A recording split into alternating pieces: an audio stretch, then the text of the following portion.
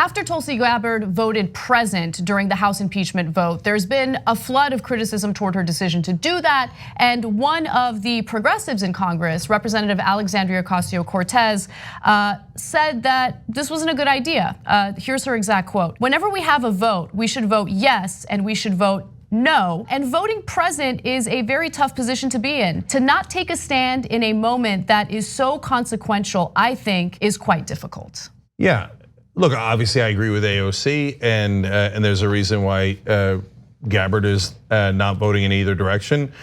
It appears to me that she wants to preserve her optionality in which party to be in and which way to take her political career, but that seems brazen. Look,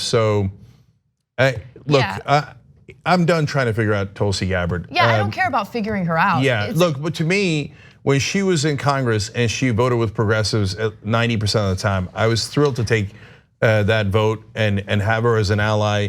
10% of the time when she would vote to keep out refugees, be okay with torture, and in about every single instance, if there was an issue regarding Muslims, she would vote against them. Okay, I was not thrilled with those votes. We were honest about all of that, right? And overall, we were happy to have her as an ally. And now she's done this weird play where she's running for president with no chance at all, and that's fine. We had her on several times. I gave everybody a chance. We gave her a chance. We opened mind to everyone. And at that time, she's still 90% progressive. Now she's been turning and turning and turning, and now we've gotten to this weird place where she's defending Trump. Because think about this, guys. This is so important. When a Democrat who's running for president comes out and says that, and she used this word a day or so ago, she said it was a hyper partisan, okay? Says the Democrats have been hyper partisan, then the Republicans turn around and go, see, even a Democratic presidential candidate says that the Democrats are hyper partisan. Now, Tulsi, I think, said there was hyper partisanship on both sides. Really? Both sides do it? After all this time, you're gonna come out with both sides do it and accuse the Democrats of being hyper partisan? That is a Republican talking point. So I don't know what the hell she's thinking. I do know what she's doing. It is not remotely helpful, and most importantly, it's just not true.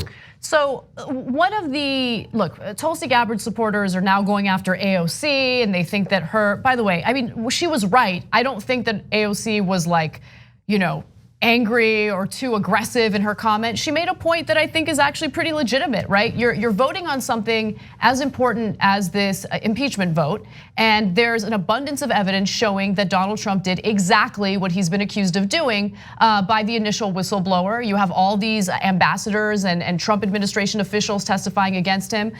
But some of Tulsi's most avid supporters are saying, well, AOC didn't take a stance when it came to Venezuela. She was asked about it and she said that she deferred to leadership. Okay, well, she was asked by reporters what she thought about it, and I would have preferred that she had an answer to that question. There's no question about that. But if she were on the floor of the House and she had to cast a vote on foreign policy related to Venezuela or any other country, and she took a cowardly position of present as opposed to voting yes or no, then she deserves that criticism. There's no question about it. But to compare this impeachment vote to a reporter asking AOC what she thinks about Venezuela, I think is a little ridiculous and a bit of a stretch. Look, I think Tulsi's lost a lot of progressive supporters.